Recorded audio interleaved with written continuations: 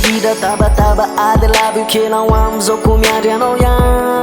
zay nampisenty fijalina indrindra mo rehefa orina zay mazana tao malatsa tomany na eo any zany rehetra izany mino ianao fizao tsy amelana homany rery ko mitraka fa za manaiko lafo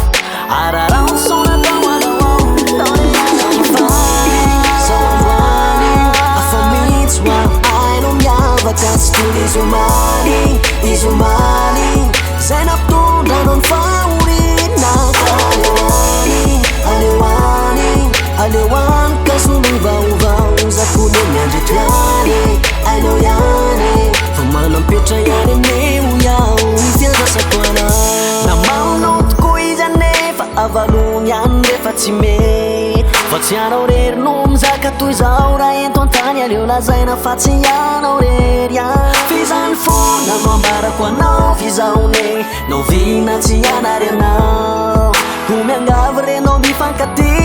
iary fanay zany tena fity zao androany afa mihitsy ho ainao miavaka tsy toy izy omaly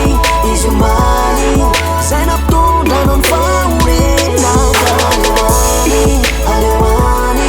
aleoany ka solovaovao zakone miandretriany ainao ihany fa manampetra ihany aneo iao ifiandrasako anao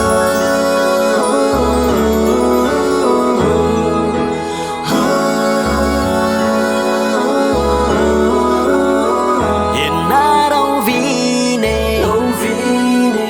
zao ne miandry anao igny anao ine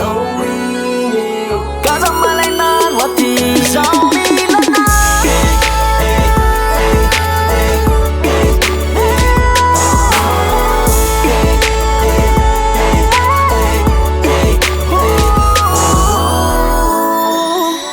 azendrasanao mainy vary vao ingaina ho avy any amindriany ara-de mamaraina na marary anamalaina de aiko ianao nilaina sokafony fonao fa za mpifilafilaina aleo any bebindria za manafa zako vonina anio ty anao io sy anaja fitiavana mandraky zay tsy hoe sanatry anadal de mba hovay malala anao amizay ho ale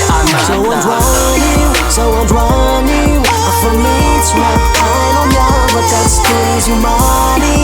omaly zay nampitondranao ny fahorina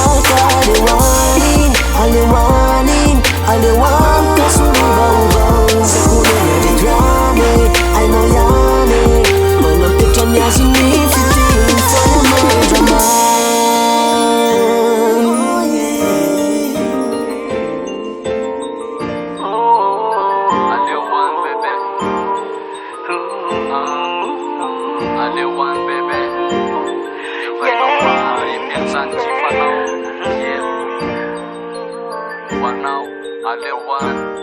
Aleo one